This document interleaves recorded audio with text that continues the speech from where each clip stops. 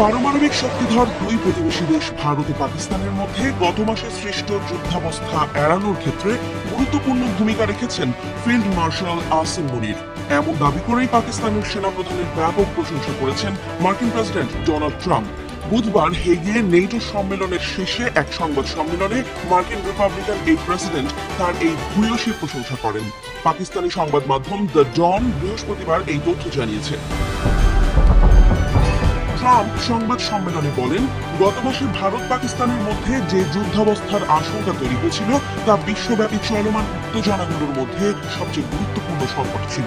তিনি দাবি করেন, বাণিজ্যের প্রশ্নে দুই দেশের সঙ্গে ফোন আলাপের মাধ্যমেই তিনি এই পরিস্থিতি শান্ত করতে সক্ষম হন। প্রেসিডেন্ট ট্রাম্প বলেন, এটা এমন নয় যে ভবিষ্যতে ওরা পারমাণবিক অস্ত্র পেতে পারে, যেমনটা আমরা মধ্যপ্রাচ্যে বা ইসরায়েল ইরানের প্রসঙ্গে বলেছি। এরা আগে থেকেই পারমাণবিক শক্তিধর দেশ। তিনি জোর দিয়ে বলেন, এই সংকট অত্যন্ত গুরুতর ছিল কারণ দুটি দেশই পারমাণবিক অস্ত্রাগার। তিনি জানান, ভারত ও পাকিস্তানের মধ্যে চরম উত্তেজনা দেখা দেওয়ার পর তিনি দ্রুত হস্তক্ষেপ করেন।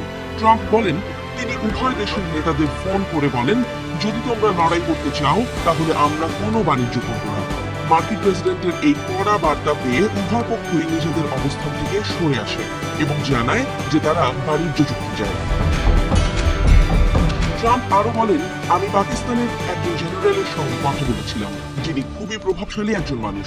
তিনি আমার অফিসে এসেছিলেন। তিনি ভারতের প্রধানমন্ত্রী নরেন্দ্র মোদীকেও একজন অসাধারণ মানুষ এবং তার বন্ধু বলে উল্লেখ করেন।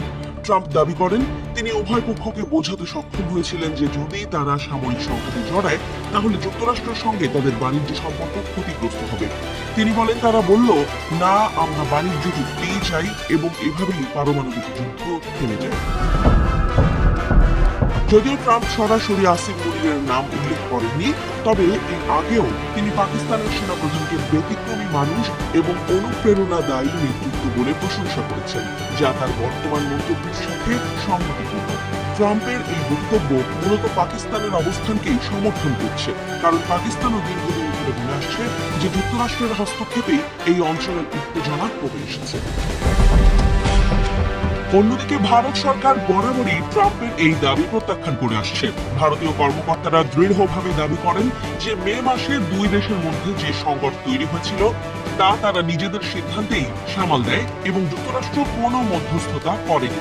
তাদের মতে ভারত ও পাকিস্তান উভয়ই নিজ নিজ কৌশলগত স্বার্থ এবং অভ্যন্তরীণ নিরাপত্তার প্রতি দায়বদ্ধ থেকে পরিস্থিতি নিয়ন্ত্রণ করেছে।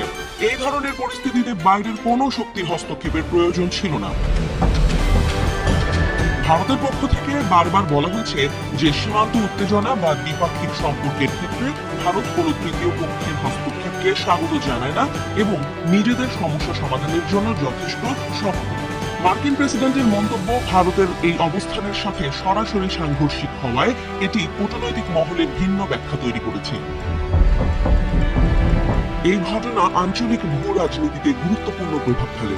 ভারত ও পাকিস্তানের মধ্যে পারমাণবিক যুদ্ধের আশঙ্কা আন্তর্জাতিক মহলের জন্য সবসময়ই উদ্বেগের কারণ।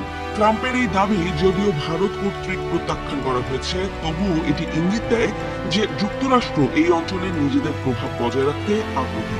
একই সাথে মার্কিন প্রেসিডেন্টের এই মন্তব্য পাকিস্তানের সামরিক নেতৃত্বের প্রতি ট্রাম্প প্রশাসনের ইতিবাচক মনোভাবের প্রতিফলন, যা ভবিষ্যতে দুই দেশের সম্পর্কের গতিপথ নির্ধারণে সহায়ক হতে পারে।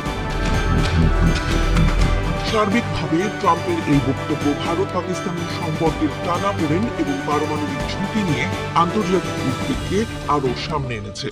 একই সাথে আঞ্চলিক শক্তিগুলোর মধ্যে উত্তেজনা প্রশমনে তৃতীয় পক্ষের ভূমিকা নিয়ে বিতর্কের জন্ম দিয়েছে।